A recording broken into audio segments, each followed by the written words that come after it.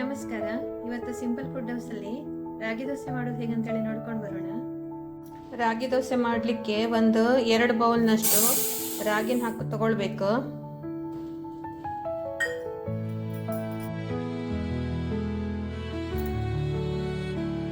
ಇದಕ್ಕೆ ಒಂದು ಅರ್ಧ ಬೌಲ್ನಷ್ಟು ಉದ್ದಿನ ಬೇಳೆನ ಹಾಕ್ಕೊಳ್ಬೇಕು. 1 ಸ್ಪೂನಷ್ಟು ಮೆಂತ್ಯನ ಹಾಕ್ಕೊಳ್ಬೇಕು. ಈಗ ಇದನ್ನು ಒಂದು 4 ತಾಸು ನೆನೆಸಿಡಬೇಕು.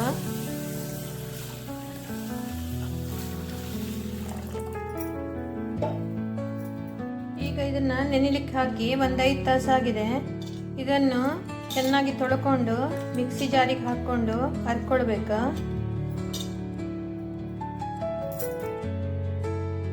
ಈಗ ಇದನ್ನ ಚೆನ್ನಾಗಿ ತೊಳೆದಾಯ್ತು. ಈಗ ಇದನ್ನ ಮಿಕ್ಸಿ ಜಾರಿಗೆ ಹಾಕ್ಕೊಂಡು ಹರ್ಕೊಳ್ಳೋಣ.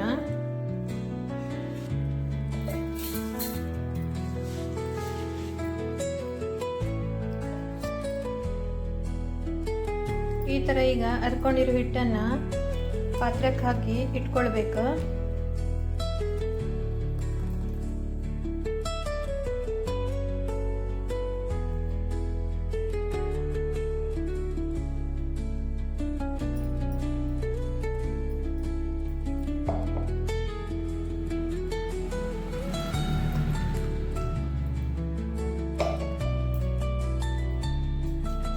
ಇದನ್ನ ಈಗ ಮುಚ್ಚಿಟ್ಕೊಳ್ಳೋಣ. ರಾತ್ರಿ ನಾವು ಹಿಟ್ಟನ್ನು ಅರ್ದಿಟ್ಕೊಂಡ್ರೆ ಬೆಳಿಗ್ಗೆ ದೋಸೆ ಹೊಯ್ಲಿಕ್ಕೆ ಸರಿ ಆಗ್ತದೆ. ಮರುದಿನ ಬೆಳಿಗ್ಗೆಗೆ ನಮ್ಮ ಹಿಟ್ಟು ಚೆನ್ನಾಗಿ ರೆಡಿ ಆಗಿರ್ತದೆ. ನೋಡುವ ಒಂದ್ಸಲ ಹೇಗಾಗಿದೆ ಅಂತ. ಹಿಟ್ಟು ಹುಳಿ ಬಂದು ಚೆನ್ನಾಗಿ ರೆಡಿ ಆಗಿದೆ.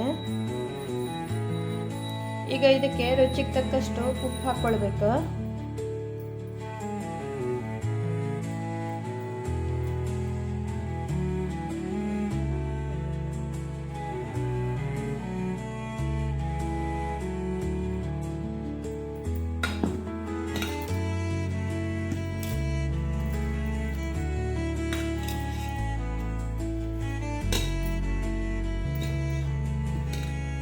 ಈ ಥರ ರಾಗಿ ದೋಸೆ ಹಿಟ್ಟನ್ನು ರೆಡಿ ಮಾಡ್ಕೊಳ್ಬೇಕು.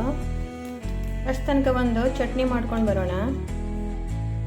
ಈಗ ಮಿಕ್ಸಿ ಜಾರಿಗೆ 1 ಬೌಲ್ನಷ್ಟು ಹಸಿ ಕೊಬ್ಬರಿ ತುರಿ,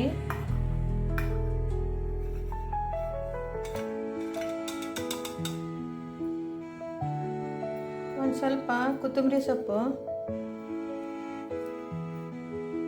4 ಹಸಿಮೆಣಸು,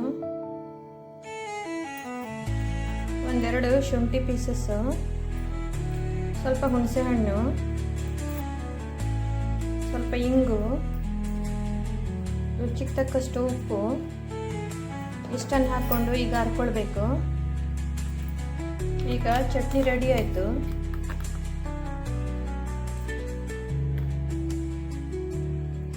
ಈಗ ದೋಸೆ ಮಾಡೋಣ.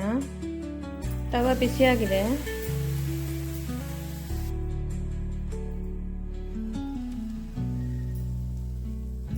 ಈ ಥರ ದೋಸೆ ಹೊಯ್ಕೊಳ್ಬೇಕು.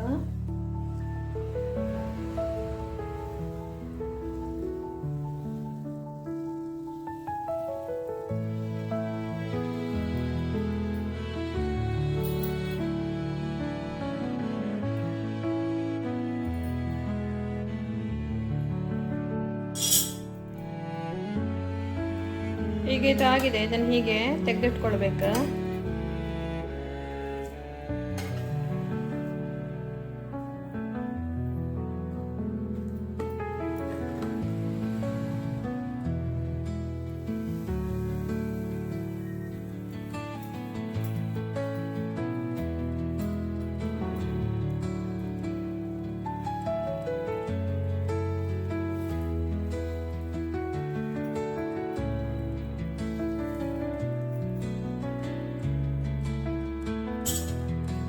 ಈಗ ಇದಾಗಿದೆ. ಇದನ್ನ ತೆಗೆದಿಟ್ಕೊಳ್ಳೋಣ.